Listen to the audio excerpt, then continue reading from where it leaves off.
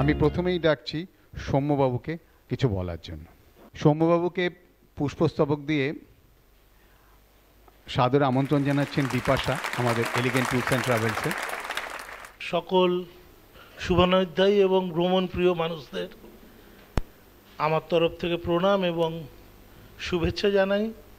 আর শুভেচ্ছা জানাই elegant tours and ট্রাভেলসকে, যারা এই ধরনের সন্ধ্যার আয়োজন করেন এবং এই ধরনের অনুষ্ঠান আমি তো অন্তত এই প্রথম দেখলাম। কারণ এই ভ্রমণকে নিয়ে বারে বারে চর্চা হওয়া এবং সেটাকে ছড়িয়ে দেওয়ার মতন যে একটা প্রয়াস ওনারা করেছেন বা রেখেছেন, তা সত্যি দাবিদার। মানে হ্যাটস অফ ওনাদেরকে। ওনারা আরও অনেক পথ চলুক, এই কামনাই থাকলো আমার শুরুতে। তা আমাকে বলতে বলেছে আন্দামান সম্পর্কে। তা আন্দামান আমরা অনেকেই বা প্রায়ই হয়তো কেউ গেছি কেউ না গেছি, তবে আমার দেখা আন্দামান, মানুষের দেখা আন্দামান কিন্তু বিভিন্নভাবে আঙ্গিকে আমাদের ভেতরে ধরা দেয়। কারণ আমরা চোখ দিয়ে যেটুকুনি দেখি তার থেকেও কিন্তু মন থেকে কিন্তু অনেক বেশি আমরা সেটাকে দেখি। তার কারণ যখন চোখ দিয়ে দেখতে পাই না তখনও কিন্তু আমরা বাড়িতে এসে যে স্মৃতিটাকে রোমন্থন করি সেটা কিন্তু আমাদের মন থেকে দেখা সেই জায়গাটাকেই আমরা কিন্তু আমাদের চোখের সামনে তুলে ধরি। এই আন্দামান যে এই বিভিন্ন যে ট্রাভেল এজেন্টরা যারা আছেন তারা 3 দিন 4 দিনের যে ট্যুরে আন্দামান ঘোরান বা আমরাও ঘুরতে যাই, কারণ আমাদের সময়টা বড় অভাব হয়েছে। কারণ একটা লম্বা ছুটি পাওয়াই কর্মব্যস্ত জীবনে খুব কঠিন। 1-2 সপ্তাহ 2 সপ্তাহ 14-15 দিন কাউকে যদি বলা হয় যে 14-15 দিন নিয়ে একটা চল আন্দামান ঘুরে আসি, ও বলবে 5 দিনে আমার অমুক বাবু অমুক কাকারা 3 দিনে মেরে চলে এলো আর তুই 15 দিনের গল্প করছিস, কি হবে? সেই একই জায়গা। এ কথা ঠিক যে আমাদের এই চাহিদা অনুযায়ী কিন্তু মোডটা সেট হয়ে আছে। এই 3 দিন 4 দিনে পোর্ট ব্লেয়ারে নামো, পোর্ট ব্লেয়ার থেকে হ্যাভলক নীল করে আবার পোর্ট ব্লেয়ারে ব্যাক করে ফ্লাইটে উঠে পড়ো, তাহলে সেক্ষেত্রে মোটামুটি 4 দিন টেনে টুনে কিন্তু হয়ে যায়। তা এর ভেতরে কিন্তু নতুনত্ব কিছু নেই, কারণ সবাই এই মোডেই কিন্তু ঘুরছে। এক্ষেত্রে একটা শুধু বলবো যে এর বাইরে যে আন্দামান আছে তার গল্পই তো করব। তবে এই মোডে একটা জিনিস যারা যাননি বা যারা গেছেন বা যারা যাবেন, একটা সেলুলার জেলের যে লাইট অ্যান্ড সাউন্ড শোটা হয় ওটা আমার মনে হয় প্রত্যেক ভারতবাসীর অন্তত একবার করে দেখা উচিত। কারণ কি কষ্টের ভেতর দিয়ে কি স্বাধীনতা আমরা পেয়েছি তার একটা মোটামুটি হলেও একটা ছবি কিন্তু ফুটে ওঠে। তার জন্য সেলুলার যে এটা সবাই ঘোরেন এবং সবাই দেখান, সব ট্রাভেল এজেন্টরাই দেখেন। তবে টিকিট পাওয়ার একটু সমস্যা আছে। ওনারা যত সিট তার থেকে বেশি জন ঢুকিয়ে নিয়ে মাঠে পর্যন্ত বসিয়ে দেন, এও দেখেছি। তো যাই হোক, কমনের ভেতরে এইটা যেন লাইট অ্যান্ড সাউন্ড শোটা যেন সেলুলার জেলের মিস না হয়, এটা বলে এবার একটু অন্যদিকে গল্পটাকে ঘোরাবো। আমাদের এই 4-5 দিনে কিন্তু হবে না এগুলো করতে গেলে দুটো জিনিস বাড়বে। এক হচ্ছে দিন বাড়বে, আর দ্বিতীয় হচ্ছে তার সাথে সাথে হচ্ছে অর্থেরও কিন্তু একটু প্রয়োজন পড়বে বেশি। কারণ সেখানে দিন বাড়া মানে সব কিছুই কিন্তু বেড়ে যাচ্ছে। আমি জিজ্ঞাসা করে দেখেছি গড়পড়তা যারা আন্দামান ঘুরে এসছেন তাদের ভেতরে যদি জিজ্ঞাসা করেন আপনি 10 জনের ভেতরে, দেখবেন যে 10 জনই বলছে যে লিটল আন্দামান কিন্তু ঘোরা হয়নি। লিটল আন্দামান কিন্তু চট করে কেউ যায় না। এবং আমরা যখন গিয়েছিলাম আমরা ছাড়া কিন্তু আর কোনো ট্যুরিস্ট, আমরা মানে পিক টাইমেই গিয়েছি কিন্তু কোনো লিটল আন্দামানে সেভাবে কিন্তু আর কোনো ট্যুরিস্ট আমাদের নজরে পড়েনি। তবে আন্দামান তো আমাদের নিজেদের ঘর, তার কারণ ওখানকার পোশাক আশাক থেকে শুরু করে ভাষা, ওপার বাংলার ভাষা ওখানে চলে এবং আমাদের সাথে সবই ওপার বাংলার লোকেরা গিয়েই আন্দামানে রয়েছে এবং বংশ পরম্পরায় ওরা ওখানেই বসবাস করছেন। সেক্ষেত্রে বিদেশ বলে কিন্তু মনে হয় না, খালি নীল জলটাই আলাদা। আমাদের দীঘায় ঘোলা জল আর ওদের নীল জল, এই ফারাক ছাড়া আর আদার্স কিছু কিন্তু কালচারের দিক থেকে মোটামুটি একই সেম লেভেলেই আছি। এই লিটল আন্দামানে কেন যায় না লোকে, তার কারণ হচ্ছে দুটো। প্রথম কথা হচ্ছে, প্রথমেই বললাম যে অর্থ আর সময়টাই মেনলি। খুব একটা বাদ সাধে যে 3 দিন হট করে বেড়ে যাবে লিটল আন্দামান, যে হ্যাঁ লিটল আন্দামান যেতে গেলে 3টে দিন যাবে, একদিন যেতে, একদিন আসতে, আর মাঝে একদিন থাকতে, 3 দিন।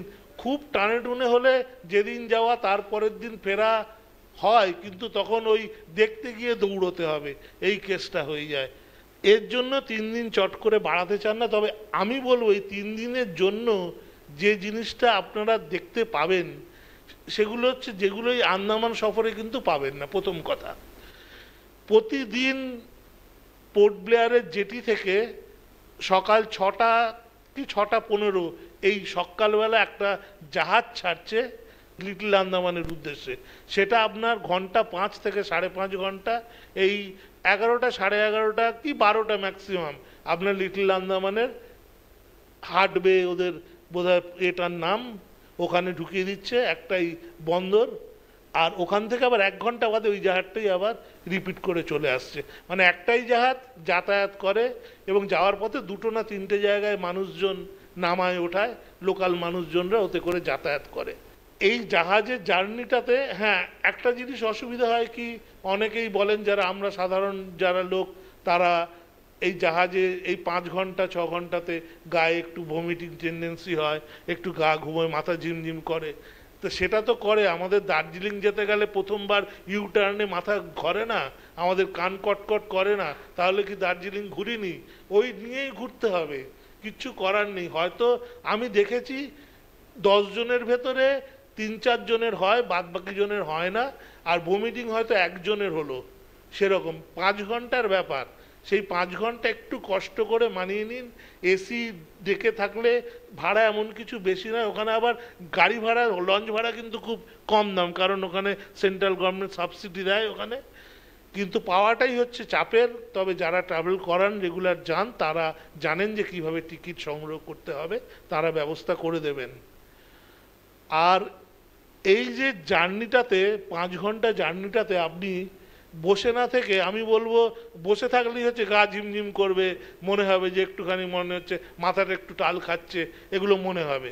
তবে এসি বসার জায়গাতে অতটা চট করে মনে হয় না, কারণ এসিটা ঠিক মিডলে থাকে, জাহাজের মিডলের দিকে থাকে, যাতে করে মানে দোলেটা কম, সেইভাবে সায়েন্টিফিকভাবে বানানো হয়েছে।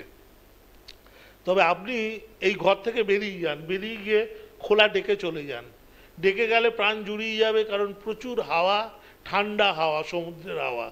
এবারে ডেকে গিয়ে আপনি যেখানে ক্যাপ্টেন আছে, সেই ক্যাপ্টেনের ঘরের দিকে আস্তে আস্তে এগোতে থাকুন। কেউ বারণ করবে না, কেউ কিছুই বলবে না।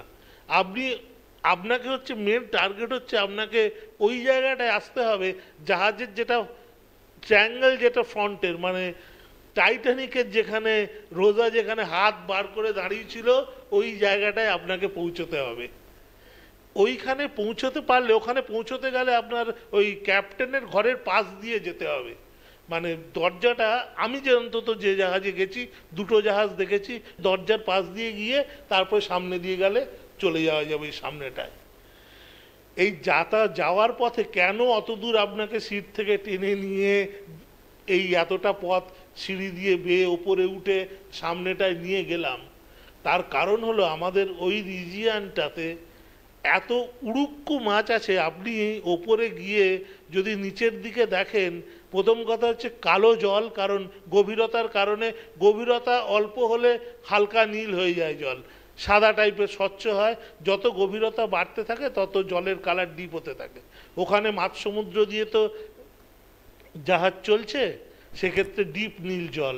তার উপর হচ্ছে শয়ে শয়ে উড়ুক্কু মাছ ওই এর আগে, মানে আপনার ওই লঞ্চের আগে সব উড়ে উড়ে উড়ে উড়ে যাচ্ছে, যেটা আপনি ন্যাশনাল জিওগ্রাফি ছাড়া কিন্তু আর কখনো দেখেননি। ওই এক ঝাঁক উড়ুক্কু মাছ একদম জাহাজকে ভয় পেয়ে হোক, বা জাহাজ ভাবে হয়তো জাহাজ ওদের তাড়া করেছে, সেই অবস্থাতে কিন্তু ওরা প্রচুর ঝাঁকে ঝাঁকে, একদম মানে পাখির মতন ঝাঁকে ঝাঁকে উড়ুক্কু মাছ কিন্তু উড়ে উড়ে যায়। সেটা দেখতে এমনিতে পাবেন না, ওই আপনাকে ওই স্পটে পৌঁছতে হবে, তবেই আপনার নিচটা পুরো নিচটা ভিউ হবে। আর ওরা ফ্রন্টেই থাকে, সাইডে অত থাকে না। সাইডে পড়ে যায়, কারণ ওরা তো একটুখানি উড়ে আবার তো জলে চলে যায়। এটা গেল যাওয়ার বিউটি। এছাড়া দু চারটে জায়গাতে ডান দিকে পড়বে কিছু থাকার জায়গা, যেগুলোতে মেনলি আদিবাসীরা থাকে। আর লাস্টে গিয়ে নামাবে আপনাকে লিটল আন্দামান। লিটল আন্দামানে দু তিনটে জায়গা ঘোরার আছে। একটা কালা পাথর বিচ আছে, ওটাও অসাধারণ। মানে পাথরগুলো এতটাই কালো, দেখে মনে হবে আপনার কয়লা দিয়ে তৈরি। এবার তার উপরে জলের সাথে ঘষে ঘষে বিভিন্ন স্ট্রাকচার হয়েছে, সেটা তো বাদ দিলাম। ওখানে আরেকটা জায়গা আছে লিটল আন্দামানে, চাট্টান বলে। চাট্টান মানে যে অর্থে বুঝি যে আমরা একটা প্লেট বা কোনো কিছু, সে অর্থে ঠিকই, তবে ওটা হচ্ছে ওই প্লেটটা এর তৈরি, কোরাল দিয়ে তৈরি। কোরাল দিয়ে পুরো এমনি আপনার এই যাতায়াতের লেভেলেই কোরাল জমে জমে, মৃত কোরাল এবং জ্যান্ত কোরাল জমে জমে ওই বিশাল বড় এলাকা, প্রায় একটা ফুটবল গ্রাউন্ডের মতন সমান এলাকা ওই লেভেলে তৈরি হয়ে আছে জলের নিচে, যেটা শুধুমাত্র ভাটার সময় গেলে আপনি চোখে দেখতে পাবেন। ভাটাটা সাধারণত বিকেলবেলার দিকে হয়, এই আধ ঘন্টা এক ঘন্টা আগে পিছে করে জোয়ার ভাটা। জোয়ারে কিন্তু পুরোটাই থাকে জলের নিচে। জোয়ারে আপনি কিছু বুঝতেই পারবেন না যে ওর নিচে ওরকম একটা বিশাল বড় একটা রিফ হয়ে আছে, প্লেন ওখানে, মানে হাঁটা চলা দৌড়ানোও যাবে, কিন্তু ওগুলো কোরালের তৈরি এবং তার নিচে জ্যান্ত কোরাল আছে। এবং ওই খোঁজগুলোতে এমন কিছু কিছু জীবন্ত প্রাণী এবং মাছ আটকে থেকে যায় জোয়ারের সময়, যেগুলো ভাটাতে নেমে গেলে আর বেরোতে পারে না। তার ফলে হবে কি, আপনি যখন যদি ভাটার সময় যান, তাহলে চাট্টানে আপনাকে আর কোথাও যেতে হবে না। ওই চাট্টানের সাইড দিয়ে শুধু হেঁটে হেঁটে গেলে আপনি অক্টোপাস থেকে শুরু করে যাবতীয় যা কিছু নিচে আছে সবই আপনার এই আশেপাশে ওপরে আছে এবং সবই জীবন্ত, কারণ ওগুলো আর জলে ফিরতে পারেনি। ভাটা এসে যাওয়ার জন্য ওই ছোট জলে এক টুকরো জলে আটকে গেছে। এবং সে কালারফুল মাছ, আমাদের সমুদ্রের কালারফুল মাছ আমরা তো দেখি বিভিন্ন চ্যানেলে, বিভিন্ন এতে, ওই ধরনের কালারফুল মাছ প্রচুর প্রচুর পরিমাণে ঝাঁকে ঝাঁকে সব ওই ছোটো জলে আটকে থেকে যায়, যেগুলো আপনি মানে দেখতে তো পারবেন, ধরতেও পারবেন, তবে কার কি কাঁটা ফাঁটা বৃষ্টিস আছে, না ধরাই ভালো। তা এই ধরনের চাট্টান একটা অদ্ভুত জায়গা লিটল আন্দামানের এই ভাটার সময়, কারণ ওই ধরনের লাইভ যে অ্যানিমালস এবং ফিশেস যেগুলো রয়েছে সমুদ্রের নিচে, ওগুলোকে চাক্ষুষ করা যায় একদম এক হাতের ভেতরে। অক্টোপাস আর আপনার ভেতরে ডিস্টেন্স এক হাত, আপনি হাত দিয়ে চাইলে ধরতে পারবেন, কিন্তু একটু সাইডে সরে যাবে। আর কালার চেঞ্জ করে, চট করে বোঝা যায় না যে হট করে পাথরের গেল কই গেল, ও ঠিক পাথরের টেক্সচার নিয়ে পাথরের গায়ে সাঁটিয়ে বসে আছে।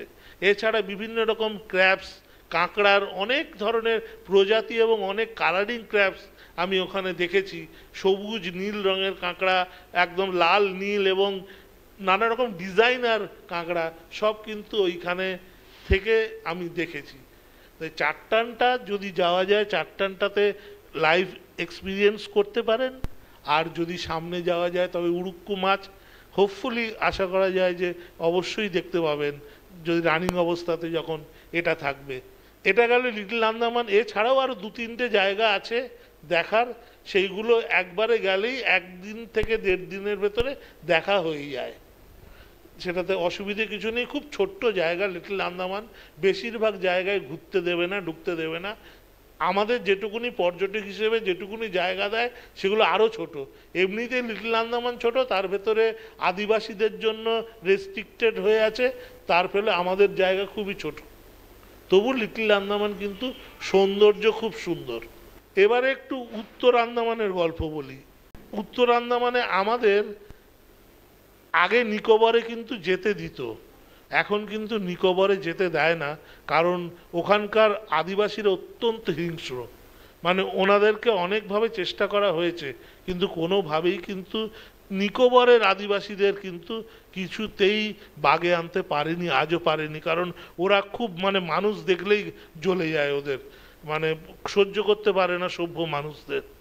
তার জন্য নিকোবরের সাইডে অনেক অ্যাক্সিডেন্ট হয়ে গেছে, অনেকে নিখোঁজ হয়ে গেছে, তার জন্য ওই জায়গাটাকে প্রোটেক্টেড করে দিয়েছে, এখন আর নিকোবরে যাওয়া যায় না। তবে স্বাধীনতার পরে পরে কিছু গ্রুপকে ছাড়া হয়েছিল, তাও সেই বন্দুক নিয়ে, স্পেশাল পারমিশন নিয়ে, পুলিশ নিয়ে, তাও একটা রেস্ট্রিক্টেড জায়গাতেই শুধুমাত্র কোনো রকম অ্যাডভেঞ্চার বা কোনো ওয়াকিংগুলো ওইগুলো করা হতো, কিন্তু সাধারণ পর্যটকদের জন্য এখন আর নিকোবরটাতে যাওয়া যায় না।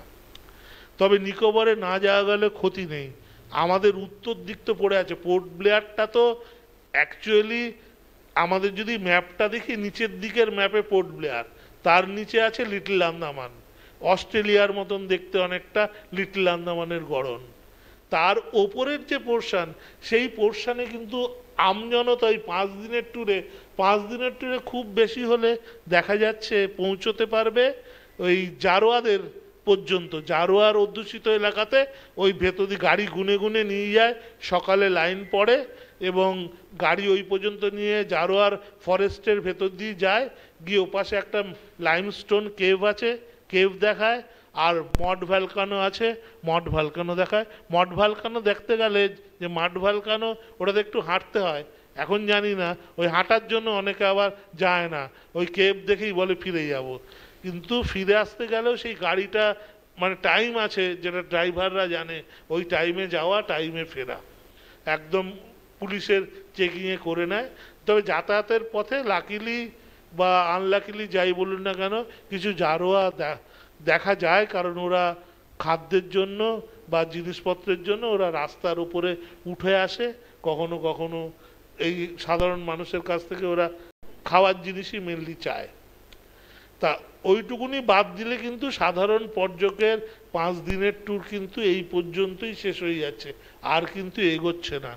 আমি বলি ওটা থেকে এবারে এগোনো শুরু হোক, ওই রাস্তাটাতে আর ফিরে না গিয়ে রাস্তাটা যেদিকে এগিয়ে গেছে, ওটা গেছে একদম নর্থ আন্দামানের শেষ রাস্তা পর্যন্ত, একটাই রাস্তা, ন্যাশনাল হাইওয়ে।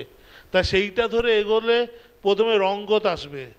রঙ্গত একটা ব্যস্ততম জনপদ, তার পাশে কিছু বিচ আছে, সেই বিচের কথা পরে আসছি। কারমাটাং বিচ, কারমাটাং বিচ, আর কারমাটাং বিচটার আমি উল্লেখ একটু পরে করছি। রঙ্গত থেকে আপনি মায়াবন্দর হয়ে ডিগলিপুর চলে আসুন। ডিগলিপুর, এটা কিন্তু রাস্তাটা অনেকটাই, প্রায় 1-150 কিলোমিটার হবে। ডিগলিপুর দিয়ে আপনার রাস্তা কালীপুর বিচে গিয়ে রাস্তা শেষ, সড়ক শেষ হয়ে যাচ্ছে, তারপরে পায়ে হাঁটা পথে যেতে হবে না। আপনি রঙ্গতে একটা নাইট স্টে দিতে হবে, কারণ ওই লাইভ স্টোন কেভ দেখে আর মাড ভলকানো দেখে ওই একই দিনে শেষ পর্যন্ত পৌঁছতে পারবেন না। আপনার নাইট স্টের একটা জায়গা আছে, মানে দিতে হবে আর কি।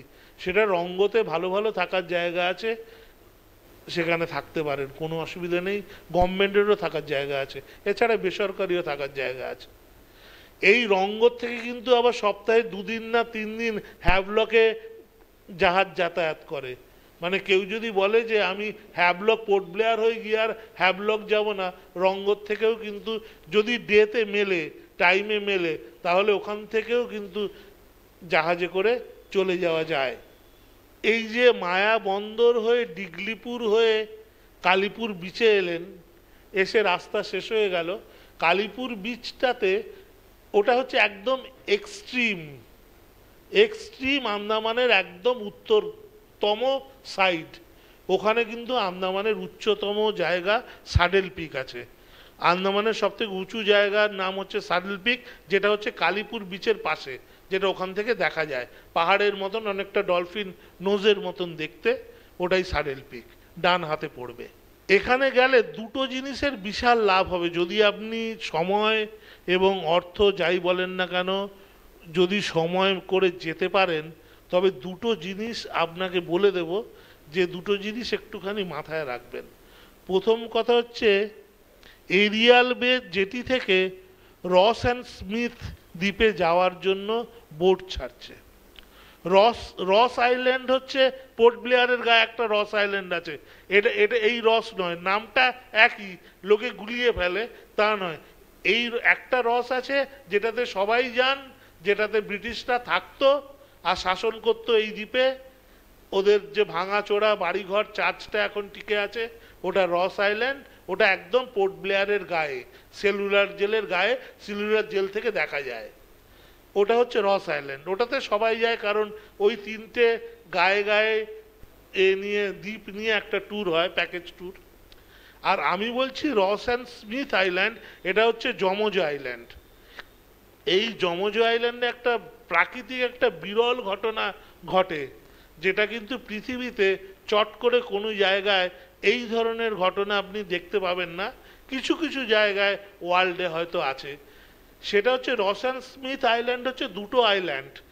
ওই এরিয়াল বে জেটি থেকে লাইফ জ্যাকেট লাগিয়ে আপনাকে স্পিড বেটে করে নিয়ে যাবে, প্রায় 40 মিনিট মতন যেতে লাগে, আধ ঘন্টা থেকে 40 মিনিট। ওই বোটই নিয়ে যাবে, ওখানে 1 ঘন্টা ছাড়বে, আবার ওই বোটই আপনাকে ফেরত নিয়ে চলে আসবে। তবে এই যাওয়াটা কিন্তু সার্টেন নয়, তার কারণ এই যাওয়াটা নির্ভর করে ওপেন সি দিয়ে যেতে হয়। স্পিড বোটে করে ওপেন সি দিয়ে যেতে হয় বলে এটা জাহাজে করে যাওয়া নয়। তার জন্য বেশি ঝড়ঝাপটা বা খুব বেশি ঢেউ টেউ হলে কিন্তু এই জার্নিটা বন্ধ থাকে। আমাদের সময় বন্ধ ছিল, আমরা সে হেডকোয়ার্টারে গিয়ে হাতে পায়ে ধরে তারপরে ম্যানেজ করে গিয়েছিলাম। সে মানে আমাদের সময়ও কিন্তু সে এত ঢেউ দিচ্ছিল, কোটাল পড়ে গিয়েছিল, বলল যে দিল্লি থেকে বন্ধ করে, আবার দিল্লি থেকে খুললে। যাই হোক, সেরকম কিছু ঘটবে না আশা করা গেলে। আপনারা শুরুর দিনই দরকার হলে রিস্ক নিয়ে লাভ নেই, কখন চেঞ্জ হয়ে যায় ওয়েদার কোনো ঠিক নেই। এই রসন স্মিথ যে জোড়া আইল্যান্ড, যেটা যমজ আইল্যান্ড বলে পরিচিত, ওইটাতে অবশ্যই যাবেন। গেলে বিরল যে দৃশ্যটা সেটা হচ্ছে যে দুটো দ্বীপের ভেতরে প্রায় 2 কিলোমিটার মতন ডিস্টেন্স। এবং দুটো দ্বীপের মজাটা হচ্ছে যে মাঝখানে যেটা জয়েন্ট হয়ে আছে বালি এবং সাদা বালি দিয়ে যেটা জয়েন্ট হয়ে আছে, সেটার এবার দুপাশ থেকেই কিন্তু সমুদ্রের ঢেউ আছড়ে পড়ছে। মানে আপনি ভাবুন, আপনি গিয়ে ওই রিফটার দুটো যে বালির রিফের ওপর দাঁড়ালেন, ওই যমজ আইল্যান্ডকে যেটা জোড়া আছে তার উপরে। এবার ডান দিক থেকে দেখছেন ঢেউ আসছে, বাঁ দিক থেকেও দেখছেন ঢেউ আসছে, কারণ দুপাশ থেকে ঢেউ এসে আছড়ে পড়ে ওই ওই যে রিফটা, যাতায়াতের পথটা, ওইটাকে সবসময় খুলে রেখেছে। তার ফলে ওইটা ধরে বালিয়াড়ির ওপর দিয়ে যাতায়াত করতে দুটো দ্বীপের ভেতর থেকে যাতায়াত করা যায়। এখানে একসাথে দুদিকের সমুদ্র দেখা যায় একই সাথে, মানে এটা 2 ফুট দূরে, ওটা 2 ফুট দূরে। এত কাছে দুটো সমুদ্র এসে আছড়ে পড়ছে দুপাশ থেকে, এই ধরনের কিন্তু ভিউ চট করে কোথাও আমি অন্তত এই কাছাকাছির ভেতরে শুনিনি বা দেখিনি। আর একটা জিনিস যেটার জন্য এত দূর আপনাদের টেনে নিয়ে যাওয়া, সেটা হলো যে আমরা সবাই জানি যে আন্দামানের এবং আমাদের এই উড়িষ্যাতেও আছে, ঋষিকুল্যাতে কচ্ছপরা ডিম পাড়তে আসে। যারা কচ্ছপ যেগুলো, তারা ডিম পাড়তে আসে, এবং সেটা আসে আন্দামানের ওই কালীপুর বিচে। কালীপুর বিচটা হচ্ছে মেন টার্গেট ওদের। এছাড়াও কারবাটাং বিচ বললাম, এই কারবাটাং যেটা বলে গেলাম যে এই বিচটাও মনে রাখবে, ওই বিচেও আসে কিছু। এবার আপনি কালীপুরে গিয়ে একদিন রয়ে যান। আমরা ক্যালেন্ডার দেখে পূর্ণিমা অমাবস্যা দেখি, আর ওদের ওই জলজ প্রাণীদের ওদের মুখস্থ যে কবে কটাল, কবে পূর্ণিমা, কবে অমাবস্যা পূর্ণিমা। আপনি ধরুন নভেম্বর, ডিসেম্বর, জানুয়ারি, ফেব্রুয়ারি, এর ভেতরে জানুয়ারি মাসটা, ফেব্রুয়ারি মাসটা মেন, ডিসেম্বরও মেন। এই 3 মাস ধরুন, ডিসেম্বর, জানুয়ারি, ফেব্রুয়ারি, এই 3 মাস ধরে কিন্তু কচ্ছপের ওই কালীপুর বিচে ডিম পাড়তে আসবে। সকালে আসে কম, মেনলি আসে রাতে ডিম পেড়ে দিয়ে ওরা বেরিয়ে যাবে। তাই আপনি যদি পূর্ণিমা দেখে, যদি কালীপুর বিচে যদি পূর্ণিমা, এই কারণে বলছি যে তাহলে আপনার আর বাইরের মোবাইলের আলো লাগবে না, টর্চের আলো লাগবে না। টর্চের আলোতে না ওরা খুব বিভ্রান্ত হয়ে যায়, কারণ ওদের তো টর্চের আলোটা তো পরিচিত নয়। তখন ওরা একটু টর্চের আলোতে কীভাবে জানি না, ওরা একটু চনমনে হয়ে যায়। তার জন্য ওখানকার যারা গার্ড আছে তারা বাইরের আলো চট করে অ্যালাউ করে না, বলে যে ওটা জ্বালাবেন না। তা আমার যদি চাঁদই যদি আলো দেয়, আমার বাইরের আলোর তো দরকার নেই। পূর্ণিমা দেখে যদি যান, তাহলে একদম খেয়ে দিয়ে 9টা 10টার দিকে আপনি কালীপুর বিচে গিয়ে দেখবেন শুধু যে কি হচ্ছে ওখানটায়, দেখবেন যে মানে পায়ে পায়ে সব, মানে এক পা অন্তর অন্তর সব কচ্ছপ শুয়ে আছে, ডিম পাড়ছে, কেউ ডিম পেড়ে চলে যাচ্ছে, কেউ আবার ডিম পাড়তে আসছে। এই প্রসেসিং করতে একটু সময় লাগে, সেটা কিন্তু আপনি নিজের চোখে দেখতে পাবেন চট করে। এই টার্টেল নেস্টিং যেটা ডিম পাড়ার, এটা কিন্তু চট করে আপনাদের কিন্তু আর কোথাও এর ধরনের দেখা যায়, ঋষিকুল্লাতেও দেখা যায়, তবে এখানে রেস্ট্রিকশন অনেক বেশি, তবে ওখানকার রেস্ট্রিকশনটা একটু কম আছে।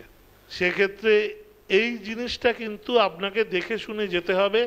কেন এই দুটো দিন বললাম, তার কারণ হচ্ছে এই সময় এই পূর্ণিমা এবং অমাবস্যাতে মানে প্রচুর হাজার হাজার কচ্ছপ আসে, আর অন্য দিন হয়তো কয়েকশো আসে। এই 4 মাস ধরে 3 মাস ধরেই কিন্তু আপনার কচ্ছপের ডিম পাড়াটা চলে। সেক্ষেত্রে প্রাণীকে ডিস্টার্ব না করে আপনি কিন্তু লাইফের একটা বিরল অভিজ্ঞতা আপনি সঞ্চয় করতে পারবেন। তা এটা তো একদম লাস্ট চলে গেছি, আর তো রাস্তা নেই ওদিকে যাওয়ার। আবার এই পথে, আবার এই একই পথে আবার আপনাকে পোর্ট ব্লেয়ারে এসেই আপনাকে আবার কিন্তু ফেরার পথ ধরতে হবে। তবে আমরা যেটুকুনি বলি যে এই গতানুগতিক পথের থেকে ওই সব জায়গাগুলো যেহেতু মানুষজন কম যায়, সেহেতু সৌন্দর্য অনেক বেশি। লে লাদাখ কিন্তু অনেকেই যান, অনেক ট্রাভেল এজেন্সিও নিয়ে যাচ্ছে, কিন্তু সুরু ভ্যালির দিকে, কার্গিল থেকে যেটা পদুমের দিকে ঢুকে গেছে সুরু ভ্যালি, ওই দিকটা অসাধারণ। মানে লাদাখ ফেল, কিন্তু কজন যায় ওদিকে? এখন কজন যায়? প্রথম দুর্গমতার জন্য যেত না, এখন পদুম থেকে রাস্তা হয়ে গেছে, ওপাশ থেকে মানালির সাইড থেকেও অবশ্যই রাস্তায় ঢোকা যায়। এখন ওই দিকের রাস্তার কিন্তু বিউটি এদিকের থেকে অনেক বেশি। তার জন্য এই ধরনের আপনারা একটু সময় নিয়ে একটু বুঝে শুনে পড়ে একটুখানি ঘুরুন, ঘোরাটা থাক আপনাদের মধ্যে। এবং আপনারা যাই করবেন না কেন, একটাই অনুরোধ, প্রকৃতিকে রক্ষা করুন, কারণ পরবর্তী প্রজন্মের হাতে যেন আমরা একটা ভালো পরিবেশ, একটা ভালো প্রকৃতি তুলে দিয়ে যেতে পারি। তাহলে এই পর্যন্ত থাক। আর কিছু যদি প্রশ্ন থাকে তো করতে পারেন, জানলে আমি অবশ্যই বলবো। ইন্টারাকশন পিরিয়ডের কথা দাদা বলেছিলেন, সেক্ষেত্রে কোনো রকম যদি প্রশ্ন থাকে, মোটামুটি করতে গেলে 2 সপ্তাহ, আপনি 2 সপ্তাহ। কারণ আপনার দেখুন আর একটা কথা, পোর্ট ব্লেয়ারের কিন্তু যে মিউজিয়ামগুলো আছে সেগুলো ঘুরবেন, মিউজিয়ামগুলো সব আলাদা আলাদা মিউজিয়াম। কিন্তু একটা আছে সামুদ্রিকা, ওখানে সমুদ্রের ভেতরে যে সমস্ত সেল এবং ওই ধরনের ফিশ টিশ পাওয়া গেছিল, সেইগুলো নিয়ে একটা সামুদ্রিকা মিউজিয়াম আলাদা। আর একটা অ্যানথ্রোপোলজিক্যাল মিউজিয়াম, সেখানে কি কি ট্রাইবালরা আগে ছিল, কিভাবে ওরা লাইফ লং করে কিছু ছবি এবং মডেল করে দেখানো আছে, ওদের ঘরবাড়ি, ওদের অস্ত্রশস্ত্র, ওদের বাসনপত্র। এছাড়াও আছে সেলুলার জেলের কাছে ফিশারিজ অ্যাকুরিয়াম, মানে রঙিন মাছ, জ্যান্ত মাছ আমাদের যেরকম অ্যাকুরিয়ামে থাকে, ওই সমুদ্রের কিছু জ্যান্ত মাছ সেটা। আর সেলুলার জেলের ভিতরে আছে কালাপানি মিউজিয়াম, ওখানে কিছু বিরল ছবি আছে আমাদের মানে বিপ্লবীদের সহ কিছু, যেরকম স্বাধীনতা সংগ্রামীদের, এবং কিছু ওই সময়কার কিছু বিরল ছবি আছে। তো এই ধরনের মিউজিয়ামগুলোও কিন্তু আলাদা আলাদা মোডে আছে, আলাদা আলাদাভাবে ঘুরবেন। আর ডাব অবশ্যই খাবেন, বড় বড় ডাব, খুব ভালো লাগবে খেতে। আর তো ওটা বললাম তো, যেন লাইট অ্যান্ড সাউন্ড যেন মিস না হয়, লাইট অ্যান্ড সাউন্ড অবশ্যই দেখবেন। আর কারোর কিছু বলার থাকলে বলতে পারেন। না না, ওটা তো গাড়িতে করে আপনাকে যেতে হবে। গাড়িতে করে আপনি গেলেন, গিয়ে ওই জারোয়াদের ভেতর দিয়ে আবার তো ব্যাক করে আসে, ব্যাক না করে ওই সোজা রাস্তাটাই চলে যাচ্ছে। না, এটা আমি আমি 3 বার গেছি, কিন্তু আমি মায়াবন্দরে স্টে করেছিলাম। মায়াবন্দরে একটা খুব ভালো থাকার জায়গা আছে। সে আছে এখন মায়াবন্দর থেকে আরেকটু তো যেতে হতো। আমি ডিগলিপুরও গেছি। আমি মানে কালীঘাট গেলাম প্রথমে, ওখানে মানে ডিগলিপুর থেকেই তো এরিয়াল বে জেটি আছে। হ্যাঁ, ডিগলিপুর তো গেলাম, আমাদেরই সুন্দরবনের মতন মানে ব্যাপারটা। মানে আমাদের সুন্দরবনে যেরকম ওই ছোট ছোট খাড়ি এবং ওই রকমই শ্বাসমূলগুলো উঠে উঠে আছে, আর ওই একই রকম ব্যাপারটা আর কি। না, আপনার রসেন স্মিথ আইল্যান্ডে কি নিয়ে গেছিল? না, আমি অ্যাকচুয়ালি কোনো ট্রাভেল কোম্পানির সঙ্গে যাইনি, আমি নিজে গেছি। আমি রসেন স্মিথটা কখনো যাইনি আর কি, মানে সে মানে এটা শুনলাম তাই আর কি। রসেন স্মিথ আপনাকে যে ট্রাভেল এজেন্সির সাথে যেতে হবে তার কোনো ব্যাপারই নেই তো, ওখান থেকে তো গভর্নমেন্ট বোট ছাড়ছে। কোথা থেকে ছাড়ছে আমি ওইটাই জিজ্ঞেস করছি। ওই তো এরিয়াল বে জেটি থেকে ডিগলিপুরের কাছে, ডিগলিপুরের কাছে জেটিটার নাম হচ্ছে এরিয়াল বে। এরিয়াল বে। আমি মায়াবন্দর থেকে গেছিলাম ডিগলিপুর, তার ওখানে আপনার একটা টিকিট কাটলে একটাই কেটে নেবেন, ওখানে তো 10 জন করে নিয়ে ট্রিপ যাচ্ছে, ওখানে এমন নয় যে কোনো ট্রাভেল এজেন্ট। কারমাটাংটা তো আমি দেখেছি, কারমাটাং বিচটাও আমি দেখেছি, আই অলরেডি ভিজিটেড 3 টাইমস, মানে সেটাও মানে বিফোর 2000 সালে আমি লাস্ট গেছি। আমি জানি না, হয়তো এই 25 বছরে আরো অনেকটা পরিবর্তন হয়েছে, তাই জন্য এখন আমি এবছরে আবার যাব, সেই জন্য আমি একটু জিজ্ঞেস করছি যে মানে রেড স্কিন আর জলি বয় দুটো খোলা, আইদার বয়টা তো খোলাই আছে, ওরা একটা অল্টারনেট ডেট করে আইদার রেড স্কিন আর জলি বয় যে কোনো একটা, ওই মানে কোরালটা দেখতে গেলে এই দুটোর মধ্যেই হয়ে যায়। এখন নতুন কিছু এডিশন হয়েছে কিনা সেইটা আমার একটু জানার দরকার ছিল, যে হ্যাঁ মানে এখন আপনারা যারা মানে আমি 25 বছর আগে গেছি, মানে এখন নিশ্চয়ই আরেকটু বেটার কিছু। কালীপুর বিচে থাকবেন, কালীপুর বিচ এই পূর্ণিমা এবং অমাবস্যা দেখে পূর্ণিমাটাকে টার্গেট করে। আচ্ছা, আমি এই আগস্টে কি খুব বর্ষা থাকবে? আমি নভেম্বরে গিয়েও প্রচন্ড বর্ষা, মানে অর্ধেকটা যেতেই পারিনি লাস্ট বার, মানে কখন আন্দামানে তো শীতকাল বলে কিছু নেই, জানুয়ারিতেও আপনার এসি ফ্যান দুটোই চালাতে হবে, হ্যাঁ প্রচন্ড গরম জানুয়ারি। আমি নভেম্বরের 21 তারিখে গিয়ে অসম্ভব বর্ষা পেয়ে অর্ধেক কিছু না ভিজিট করে ব্যাক করতে হয়েছিল লাস্ট বার। না, তার কারণ হচ্ছে আরো একটা ব্যাপার, দেখুন যতই আপনার আমাদের এখানে নিম্নচাপ আসে, সব উৎপত্তি হচ্ছে ওই আন্দামানের ওই সি থেকেই, ওইখান থেকেই উৎপত্তি হয়ে আসে, তাই একটু বর্ষাকালটা এড়িয়ে যাওয়াই ভালো, বর্ষাকালটা এড়িয়ে যাওয়াই ভালো। কিন্তু বর্ষাকালে কিন্তু ওই আপনার কচ্ছপ আসবে না, কচ্ছপের এই 4 মাস নভেম্বর ডিসেম্বর জানুয়ারি ফেব্রুয়ারি, মানে এখন মানে কোথায় কোথায় মেইনলি থাকতে বলছেন আর কি এখন? দেখুন প্রথম কথা তো আমার যেহেতু আমি 25 বছর আগে গেছি বলেই আমাকে আবার একটুখানি প্রশ্ন যে হ্যাঁ আপনি কারমাটাং বিচের কাছেও তো ভালো জায়গা আছে, একটা রঙ্গতেও থেকেছি, রঙ্গতেও ভালো থাকার জায়গা আছে, খুব ভালো জায়গা। হ্যাঁ, রঙ্গতেও ভালো। রঙ্গত বা কারমাটাঙ্গে যে কোনো একটা জায়গায় স্টে আপনাকে করতে হবে, নয়তো অত টানতে দূরে যাওয়া সম্ভব নয়। এবার তারপরের দিন ওখান থেকে সোজা কালীপুর বিচে চলে যান, কালীপুর বিচে চলে যান, গিয়ে ওটা রাত্রির বেলা দেখলেন, ফেরার পথে রসেন স্মিথ করে ফিরে আসুন। সেটা আবার একটা নিয়ার বাই টু ডিগলিপুর, ডিগলিপুরের একদম নিয়ার বাই, ওটা নিয়ার বাই ডিগলিপুর। আচ্ছা, ডিগলিপুর মোটামুটি আমাদের ওই মানে পুরো ছোট্ট এক টুকরো বাংলাদেশ মনে হবে গেলে। না, ওই জায়গাগুলোকে পর বলে মনে হয় না, কারণ একদম মানে ওটা গেলে মনে হবে যে আপনি একদম জাস্ট একটা ছোট এক টুকরো বাংলাদেশে চলে এসেছেন।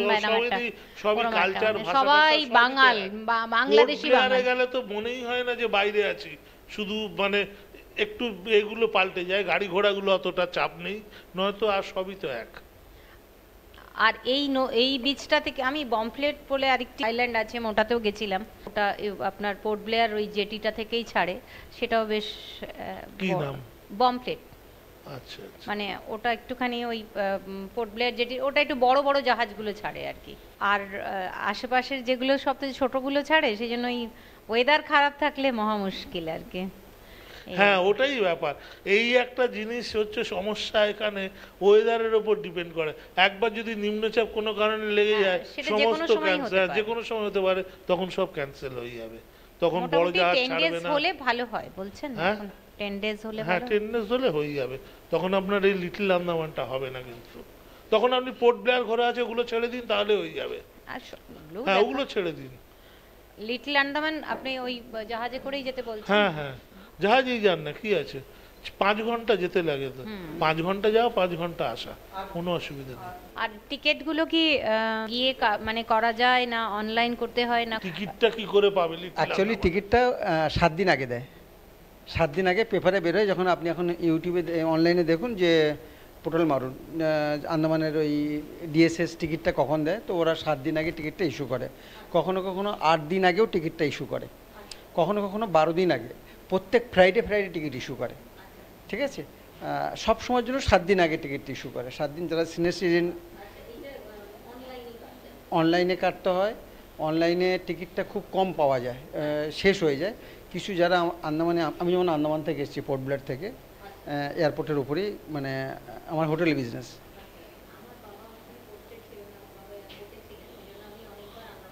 এয়ারপোর্ট কত বছর আগে? 95। তখন আমি 91 থেকে ওখানে।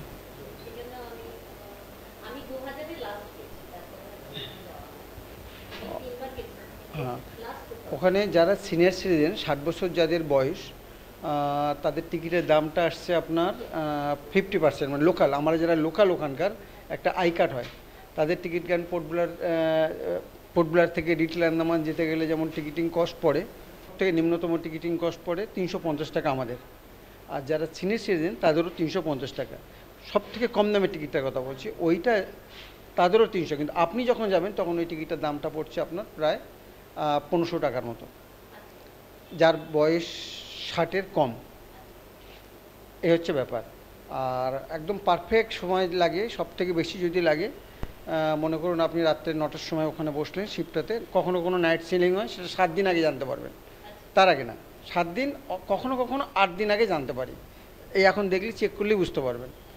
তো তার আগে কেউ জানতে পারে না, আমরাও জানতে পারি না, ওখানে থেকেও জানতে পারি না। কিন্তু একটা আন্দাজ হয়ে গেছে যে অমুক দিন জাহাজ ছাড়বে, অমুক দিন জাহাজ ছাড়বে, এটা বলা যায়। যেমন আমরা বলতে পারি না মাঝে মাঝে যে আন্দাজা করি যে ছেলে তো এখন বই নিয়ে বসবেই, মা এখানে, ছেলে এখন কি করছে, আজকে বসবে, পরশুদিন তো ইতিহাস পড়বে, হিস্ট্রি পড়বে, এরকম একটা ব্যাপার থাকে না? ঠিক ওইরকম আমরাও জেনে যাই, অথচ কিন্তু নাও হতে পারে। এই জানাটা 99.9%, কিন্তু আমি যে জানি যে অমুক দিন জাহাজটা ছাড়বে, ওই যে 1% বললাম, নাও হতে পারে। ঠিক আছে, তো লেগে যায়। তখন টিকিট ফেরত দিয়ে দেয়? না, টিকিট তো দিচ্ছে 7 থেকে 8 দিন আগে। তারপরেও তো ক্যান্সেল হতে পারে জাহাজ। হ্যাঁ, জাহাজ ক্যান্সেল হতে পারে, কিন্তু জাহাজ যদি ক্যান্সেল হয়, এরকম খুব কম হয়, হয়তো এটা বছরে 2বার 1বার হয়, ঝড় তুফান হলে, খুব একটা হয় না। আর যদি ক্যান্সেল হয় তখন তার পরিবর্তে, সেই জাহাজের পরিবর্তে অন্য একটা জাহাজ এরা দেয়। আনসার্টেনটির ওপরে কি করে লোকে ছুটি নিয়ে কত দূরে যাবে, সেটাই। তাই জন্য আমরা সবাইকে বলি যে আনসার্টেন এরকম নয়, 6 নাইট লিটল আন্দামান যদি ট্যুর করতে হয়, শুধু লিটল আন্দামান, মনে করুন সমস্ত আন্দামান ঘোরা হয়ে গেছে, শুধু আমি লিটল আন্দামান ঘুরবো, তো লিটল আন্দামানটা যদি ঘুরতে, ওটা খুব ভালো জায়গা, ভালো মানে খুব ভালো জায়গা। এটা ঘোরার পরে আর আন্দামান, লাকবাক, এই নীল, হ্যাভলক, এগুলো আমাদের তৈরি একটা আইল্যান্ড। মানে মার্কেটিং করতে করতে করতে করতে করতে করতে এমন একটা জায়গায় নিয়ে গেছি, মানে আমরা কথায় কথায় হ্যাভলক আর নীল তো বেশি দিনও হয়নি, হ্যাভলক, ঠিক আছে। তো আর নীলের খুব একটা যেত না, আমাদেরই তৈরি একটা জায়গা। কিন্তু লিটল আন্দামান যাওয়ার পরে, সেলুলার জেল দেখে লিটল আন্দামানটা, নর্থ বে রস আইল্যান্ড বা জলিবাই যাওয়ার পরে আর কোনো আইল্যান্ড ভালো লাগবে না আপনার, কোনো আইল্যান্ড ভালো লাগবে না। আর একটা আছে ডিগ্রিপুরের রস অ্যান্ড স্মিথ আইল্যান্ড, সেটা আলাদা ইস্যু। হ্যাঁ, এইবার পোর্ট ব্লেয়ারে যখন আমি লিটল আন্দামান যাচ্ছি, আমার মিনিমাম সব থেকে কম সময় যদি লাগে, সবচেয়ে কম মিনিমাম 12 ঘন্টা সময় লাগে, জাহাজের উপর ডিপেন্ড করে। আর ভালো ভালো কতগুলো জাহাজ দিয়েছে, সেগুলো 8 ঘন্টা, বরাবর 8, 9, 8, 9 এরকম। সন্ধ্যাবেলা আমি জাহাজ 9টার সময় ছাড়ে, তারপরের দিন ওই যখন নোঙর করার পরে জাহাজটা ওখানে আপনাকে নামাবে লিটল আন্দামানে, মানে এখান থেকে 9টায় চললেন, 9টায় ছেড়ে দিল, ওখানে তারপরের দিন নামাবে ওই 6:30, 6:45। আমি দুটোই বলছি, সেটা এখন রাত্রে বেশি দিচ্ছে, সেটা ওখানে তার পরের দিন সকালবেলা 7টার সময় নামাবে, 7টার সময়। তার কখনটা হবে অনেক ভালো জাহাজ। আপনি কত জাহাজগুলো সব ভালো। না, আপনি কতদিন আগে গেছিলেন বলুন? আমি গিয়েছিলাম তা প্রায় 10 বছর ধরে। না, এখন যে জাহাজগুলো আছে আপনি দেখে নিন একবার, সেই সময়ের দিন উনি যখন গেছিলেন জাহাজ বড়, কিন্তু হ্যাঁ, সেগুলো ভালো জাহাজ না। 25 বছর আগের জাহাজগুলো, মানে কোনো রকম কষ্ট করে মানুষকে যেতে হয়, তাই গেছিলাম, মানে মাটিতে শুয়ে, তারপরে এরকম ফুটপাতে শুয়ে, ঠিক আছে, এরকমভাবে। উনি যখন কত সেই গল্পের কথা, এটা আমি গেছি, এরকম মাটিতে শুয়ে গড়াগড়ি খাচ্ছি, একজন আরেকজনের গায়ে বমি করছে। আমার ম্যাডামের পোস্টিং ছিল ওখানে লিটল আন্দামানে, তখন ভালো জাহাজ, তারপরে সি প্লেন ছিল মাঝে, সেটা উঠে গেছে। আমাদের আড্ডাটা তো বেশ জমে উঠেছে, কথোপকথন চলছে আন্দামান নিয়ে, এবং আমার তো মাঝে মাঝে মনে হচ্ছে যেন আমি জামাটা পাল্টে এলাম, কিরম মনে হচ্ছে না আন্দামান বেরিয়ে যাই, কিন্তু সম্ভব না, কালকে একটা দিন ছুটি, পরশু আবার অফিস করতে হবে, কিন্তু এটাই আড্ডার মজা। সৌম্যবাবুকে অসংখ্য ধন্যবাদ।